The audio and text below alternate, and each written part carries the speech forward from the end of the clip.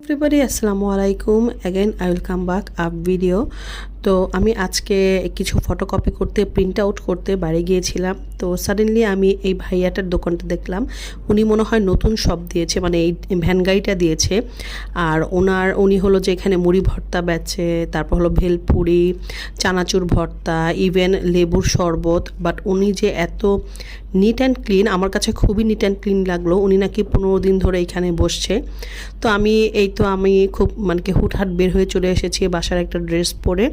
আর এইটা হলো ধানমন্ডি 8-এর কেয়ারি প্লাজা যে গলিটা আছে, সেই কেয়ারি প্লাজার সামনেই সে দাঁড়িয়ে আছে। আমার ছেলে খুবই এক্সাইটেড, সে ভেলপুরি খাবে, মুড়ি ভর্তা খাবে। দ্যাটস ওয়াই সে অনেক কিছু আমাকে দেখাচ্ছে যে আম্মু অনেক মজা হবে। তো আমি অ্যাটলিস্ট রোজার পরে আজকেই ফার্স্ট ভেলপুরি খাচ্ছি, এর আগে এখনও রোজার পরে খাইনি। তো ওনার যে প্রেজেন্টেশনটা, মানে কিভাবে সুন্দর করে এইভাবে, কিন্তু অ্যাকচুয়ালি যে আমাদের এই রোডটায় আরও 3-4টা ভেলপুরিওয়ালা আছে, এইভাবে সে ভেলপুরিটাকে কেউই প্রেজেন্টেশন করে না, মানে খুব সুন্দর করে সাজাচ্ছে। আর মেইনলি হলো ওনার ভেলপুরির যে স্মেলটা টোটালি আমরা বাসায় যেভাবে তৈরি করে খাই ঠিক ওরকম। আর সবচেয়ে বড় কথা হলো উনি মানে কি ওনার মেকিং সিস্টেমটাই অন্যরকম। উনি বানাচ্ছিল আর বলছিল যে আপু খেয়ে দেখবেন কেমন হয়েছে। আমাকেও দিয়ে একটা, হ্যাঁ ভেলপুরি দেন, পরে মুড়ি ভর্তা দিয়ে। আপনার ভেলপুরি স্মেলেই বোঝা যাচ্ছে মনে হয় মজা হবে।